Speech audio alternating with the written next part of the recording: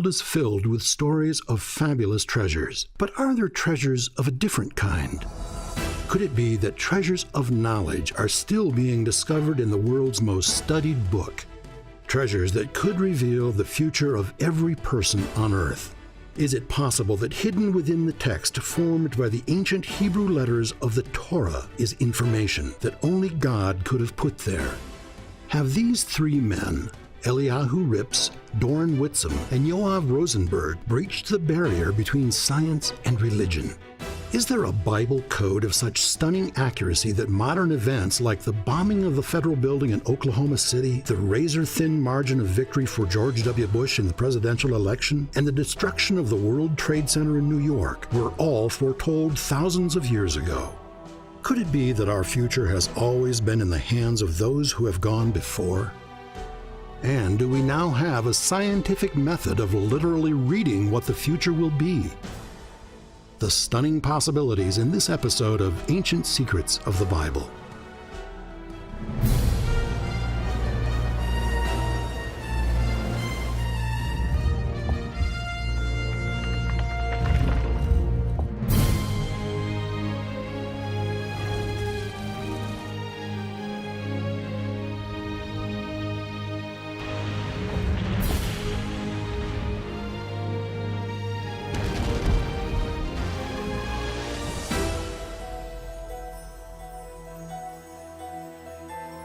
We are about to look through the pages of the first continuous recorded history of mankind in the book we call the Holy Bible, as we continue our investigation into some of its most controversial stories and try to answer some very tough questions.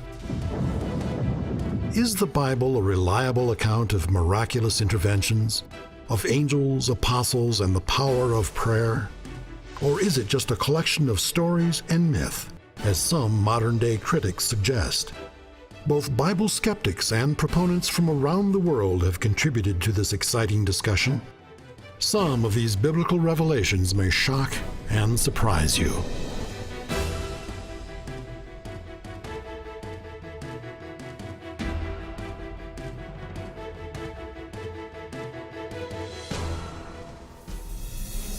Every major event in world history, every major figure in world history appears to be encoded in the Bible. For centuries, science and religion have at least appeared to be on opposite sides of the fence. Not all scientists, however, believe the two concepts were mutually exclusive. Is it possible that modern scientists, using today's most sophisticated tools, have finally bridged the gap between science and religion? Are we witnessing science actually proving ancient religious tradition? We've come a long way since 1450 and Gutenberg's first movable type printing press. Today, any passage can be accessed at the push of a button. In just a matter of minutes, everything in the Bible related to a particular subject can be accessed, collated, and printed out. But for all our sophistication and technological skill, we haven't been able to improve on the words. What they say and what they represent remains paramount to those who believe in the Bible. The thing that has recently captivated biblical scholars and scientists alike, however, is the notion that there might be something more here than just the words that are on the surface. There appears to be scientific evidence that embedded within the Hebrew letters of the Torah, the first 5 books of the Bible, there is a code that tells of events far into the future. As you might suspect, this idea has generated a great deal of controversy. If you ask a geographer what would be the consequences if the Earth was found to be really flat after all, you're not likely to get a very sensible answer, except maybe a laugh. My attitude to the Bible code, after having studied it for so long, is very similar. There is so little evidence for it, so minimal a case has been made in favor of it that I don't even really consider the possibility anymore of it being true. But all other arguments aside, one fact is indisputable. Since Gutenberg printed the first Bible, it has become the most pervasive book in the world. Every year, more copies of the Bible are printed than any other book ever published. What is there in this book that makes it so interesting? Are we simply fascinated by the history of a small group of people in a dusty corner of the world? Or is it the content, a philosophy for living? Can it be, as some historians suggest, that it is the very foundation of all Western law and culture? The Old Testament, specifically the Torah, or the first 5 books of the Bible, is, according to its adherents, a history of the Supreme Being's interaction with mankind, specifically the children of Israel. Yet it is filled with fantastic stories that many scholars insist cannot be true. What are we to make of these new scientific studies that suggest there is more, much more to the Bible? Today, the question being asked in ever-widening circles is simply, is there, in fact, a Bible code? More importantly, perhaps, does this code contain information about Hitler and the Holocaust, about the reestablishment of Israel, the 6 Days War? Did it actually anticipate the assassination of Yitzhak Rabin? And can it tell us what happiness or horror the future holds? But how could anything like a Bible code come about? According to the Bible, a man called Moses was called by God himself to come up on Mount Sinai, where he would be given tables of stone and a law and commandments, quote, which I have written. The book of Exodus paints a vivid picture of Moses and the Israelites before Mount Sinai. And according to the text, God came down to the top of the mountain and spoke to Moses out of a great black cloud. It is an amazing story, if it happened. And if it happened, we still have to try and determine if Moses was responsible for this book, the Torah. And if he was, could the text still be the same today as it was when Moses brought it down from the mountain? After nearly 4,000 years of copying and translation, is that even remotely possible? In 1982, 3 men, all scientists, Eliyahu Rips, Doran Whitsom, and Yoav Rosenberg, decided to see if there was any scientific evidence that a code derived from counting specific numbers of letters in the text actually existed in the Bible. These were internationally renowned scientists risking their reputations on an idea that seems very unscientific. Why? Could it be that after centuries of being on opposite sides, they were looking for ways to bring science and religion together in a single expression of truth? Whatever their reason, that study has sparked worldwide interest in the ancient text and the mystery of the Bible codes, which, by the way, is far from being a new idea. There's an ancient tradition among Jews concerning the Torah. This tradition claims that unlike all other books of Scripture, the Torah alone was not merely inspired, it was dictated directly by God to Moses in a precise letter-by-letter sequence without punctuation or spaces between words. Jews and Christians alike have long considered the words of the Bible to be divinely inspired, but this tradition suggests something more. It suggests that God literally wrote the Torah. But is there any evidence that the tradition has some basis in fact? Well, we need to understand that in the ancient texts, there were no spaces between the words. Scholars call this form of writing scripta continua. In other words, it was just a stream of letters. You inferred where the spaces between the words occurred. Archaeologists have discovered 22-line inscription this way. This is a pretty well-established fact in archaeology. The spaces between the words as we're used to it apparently were introduced during the days of Ezra, much later, of course, than the days of Moses. That means that while Moses was on Mount Sinai, and quite probably for some time after, he was busy writing down in precise sequence the entire 304,805 letters of the Torah.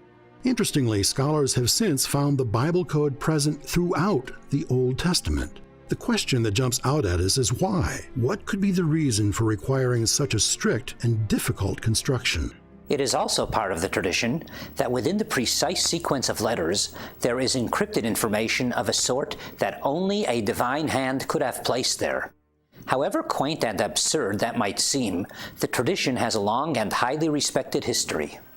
Nachmanides, one of the great Jewish sages, teaching in the 12th century, told his students that all of Israel's history could be found in Deuteronomy 32, commonly known as the Song of Moses. Another outstanding rabbi and teacher, who lived and died in the 13th century, Rabbi Bachya ben Asher of Saragossa, Spain, described a process whereby the skipping of equal intervals of letters in the Torah could lead to obtaining divinely ordained information. And in the 18th century, one of the greatest of the post-biblical sages, Elijah Solomon, known reverently as the Great One of Vilna, made the startling claim that all that was, is, and will be unto the end of time is included in the Torah. And surprisingly, it is not only religious scholars who have searched the Torah for hidden messages. Some of the world's most notable scientists have searched for the coded information. Sir Isaac Newton served as provost of Cambridge University for many years and is generally regarded as the first modern scientist. He was also a firm believer in a biblical code. Isaac Newton was certain there is a hidden code in the Bible. He desperately tried to find it. He learned Hebrew and spent more than half of his life searching for the Bible code. Most of the 1,000,000 or more words in Newton's own handwriting had nothing to do with mathematics or astronomy, but rather esoteric theology. It was clear from the writings that Newton believed that there was a prophecy of human history hidden in the Bible. Newton was certain the Bible, in fact the entire universe, was, quote, a cryptogram set by the Almighty. But the secret of the Bible code, if indeed it existed at all, eluded the great scientist. Have modern scientists actually found the code? Can computers succeed where men have failed? How did the greatest tragedy in Jewish history set the stage for the scientific investigation of the Bible code? By the time of the Second World War, cryptanalysis, the art of making and breaking codes, was well on its way to becoming a science. A small group of Polish mathematicians had broken the supposedly unbreakable German Enigma code in 1934. When America entered the war, the fledgling U.S. Signal Corps, later the National Security Agency, was able to keep one step ahead of the code, giving Allied generals and admirals advanced knowledge of German strategy. But in order to keep up with a constantly mutating code, they had been forced to devise some means of making huge numbers of calculations. What they came up with was a huge mechanical calculator they called a computation machine. These computation machines made cryptanalysis a viable science. Meanwhile, Rabbi Michael Bar Weissmandl, a childhood Talmudic and mathematical prodigy in Czechoslovakia prior to World War II, survived the Holocaust and after the war emigrated to the United States. Weissmandl, while still a young man, had stumbled onto the notes of the 13th century Rabbi Bachya, suggesting that divine information could be derived from the Torah by means of skipping a specific interval of letters.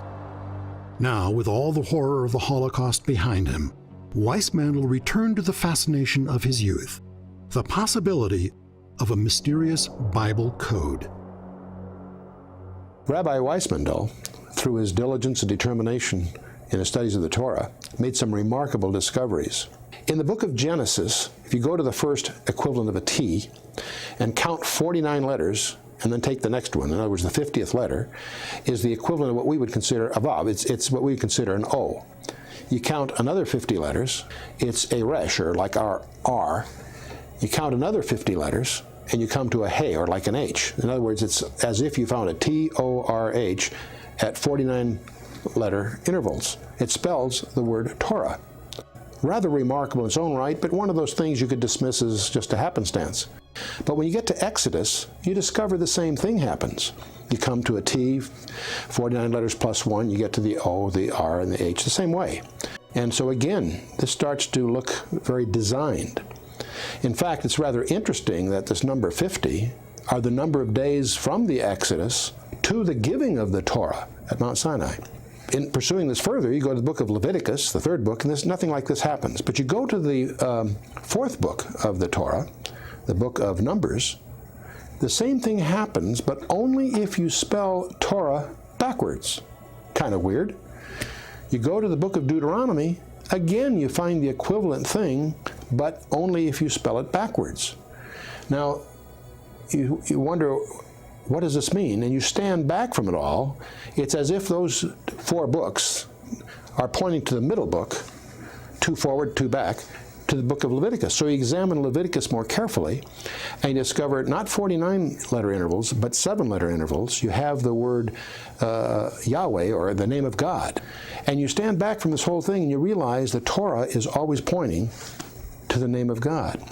Rabbi Weissmandel's discovery is the first modern hint of hidden codes in the Bible. It was the 50-year-old discovery of Rabbi Weissmandel that finally convinced a small group of Israeli scientists that computers might be the key that could unlock the centuries-old mystery of the Bible code. Dr. Eliyahu Rips devised a mathematical model to test the viability of the skip codes that Weissmandel had demonstrated with his work. He enlisted the help of Dr. Doron Witzum, a graduate student in physics specializing in general relativity, and Yoav Rosenberg, a brilliant young computer scientist. Together, they hoped to prove scientifically whether or not a Bible code existed. It would be a long and tedious undertaking. Let's take a moment here and explain exactly what an equidistant letter sequence, or ELS code, is and how it is constructed, with this simple example. Rips explained that each code is a case of adding every 4th or 12th or 50th letter to form a word. Skip X spaces and another X spaces, and the hidden message is spelled out. Now, this appears to be nothing more than a simple description of ELS coding. But if you begin with the first letter of the paragraph, R, then skip every 3 letters and pick up the 4th letter following, the coded message is revealed. What is infinitely more difficult than deciphering the code is the creation of a surface text that is sensible and easily understood, and yet will seamlessly accommodate specific letters at fixed intervals. In order to test the ELS code theory, the research team created a program according to strict scientific and statistical rules. The usable text would be only the book of Genesis, some 78,000 plus letters. In order to make certain the results could not be tainted by subjective interpretation, they selected the names of 32 of Israel's most famous sages as the target of their search. To make it more difficult, they also asked the program to search for either the target's birth date or death date. After months of work, the complex mathematical model and program was ready. Now it was up to the computer. The results of this test startled even the researchers. All 32 names were there, coded into the text, along with either their date of birth or their date of death. But that wasn't enough for Rips. He wanted further proof. In his final experiment, he took the 32 names and 64 dates the codes had revealed and jumbled them into 10 million different combinations, so that 9,999,999 were a mismatch, and only one was a correct pairing. Then they ran the test again. Only the one correct name and date came together. The odds against this happening by chance, the researchers tell us, are literally 1 in 10 million. Enter Harold Gans, senior cryptologist for the National Security Agency in Maryland. Determined to prove the results were a fluke, he wrote his own program and added the names of 34 more prominent Jewish sages and the cities of their birth or death. What he discovered that fateful day at his office in Maryland was that all 66 names were there, firmly fixed in the code. The results I got were even more significant than the original experiment done by Witzum and Rips. At that point, I knew beyond any shadow of a doubt that the code was real. I felt a chill go up my spine. Encouraged by the results, the study was sent to the prestigious American mathematics journal Statistical Science for peer review and possible publication. Robert Cass, the editor of the Statistical Science Journal and professor at Carnegie Mellon University, is quoted as saying, "Our referees were baffled. Their prior beliefs made them think the book of Genesis could not possibly contain meaningful references to modern-day individuals. Yet when the authors carried out additional checks, the effect persisted. The paper is thus offered to statistical science readers as a challenging puzzle." Hidden from view for thousands of years, the information described by Bachya and so diligently sought by Weissmandel and other Jewish sages was apparently being confirmed by an unlikely convergence of religion and science.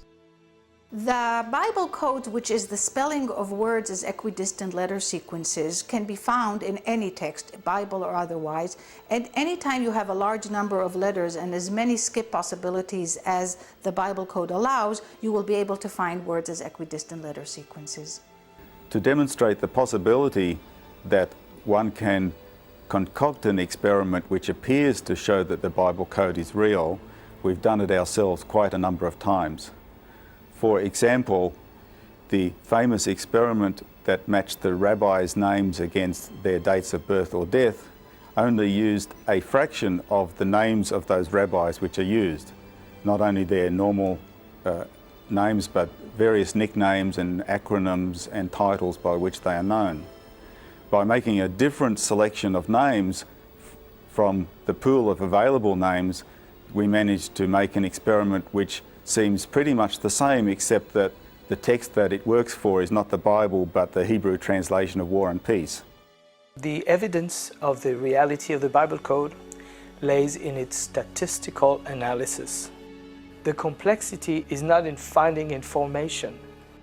The complexity is in knowing how to determine the information that is found and how to judge it as per the actual face value Word of God.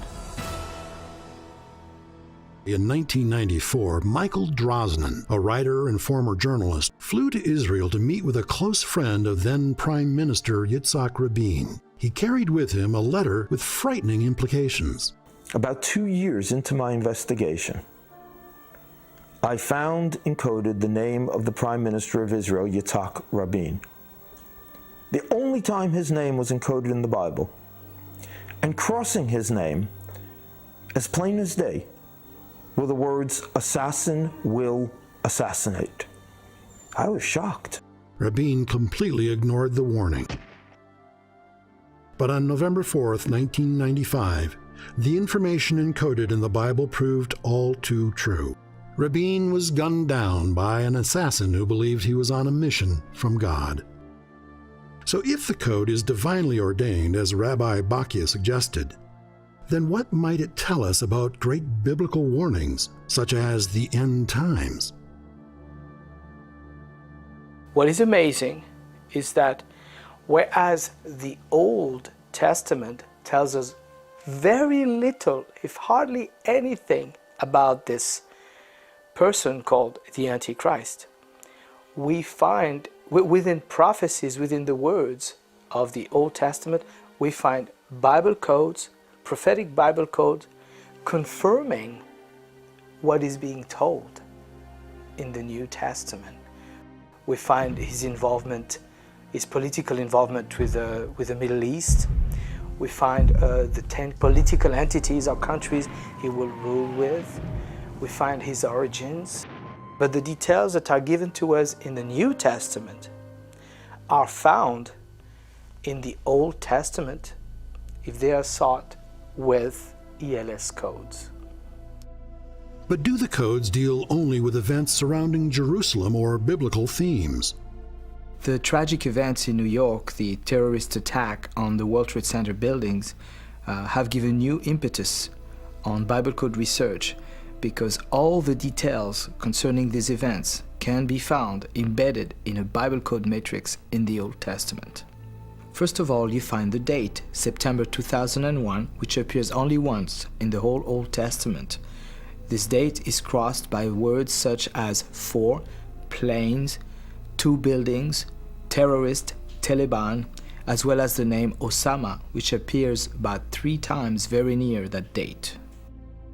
Incredibly enough, the words American and United appear in a cluster, as well as the word in the morning, hijacker, Afghan, and war, all together in the same matrix. In fact, the name Osama bin Laden crosses a verse that says, "Terror is in his heart, he who bringeth down the towers." Computer Bible code software research and development is moving at light-year speed, yet it will be years before the full extent of what the Bible code has to tell us is fully known. And now anyone using a variety of Bible code software products in their own personal computer can search the Bible code. Many of the software packages are easy to use even if the user has no knowledge of Hebrew. You first select the range of text you wish to examine, then select the range of skips you want the computer to use.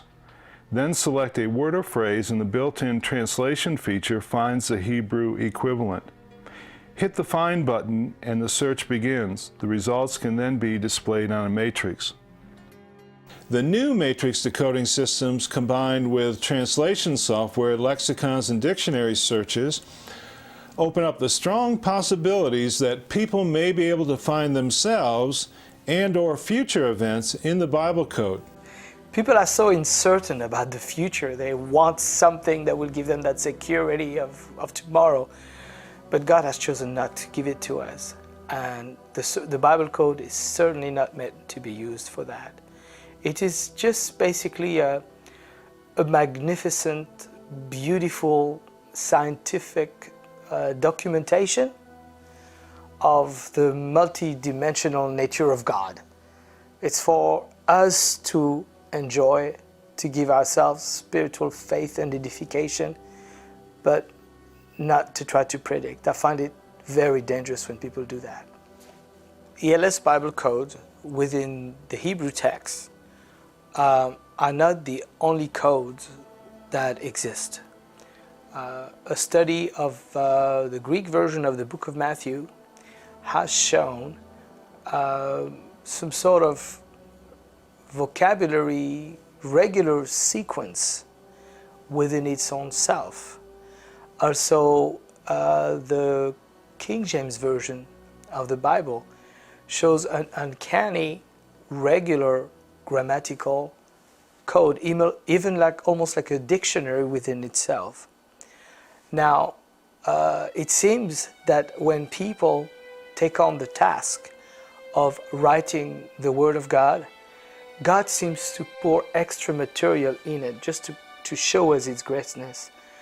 God knows how much more there is that we haven't discovered. The Israeli mathematician who discovered the Bible code, Dr. Rips, thinks that we have found only the first and simplest level of a code that is probably far more complex. As a mathematician, his assumption is that if we find this clearer pattern, there is almost certainly a much larger pattern. But we don't yet have the mathematical tools or perhaps the technology to see it. The possibilities could be endless. The research continues, however, and new, exciting, and controversial information is almost a daily occurrence. But now, for the first time, those seeking answers to the age-old question of the Bible's authenticity can look to science as well as religion.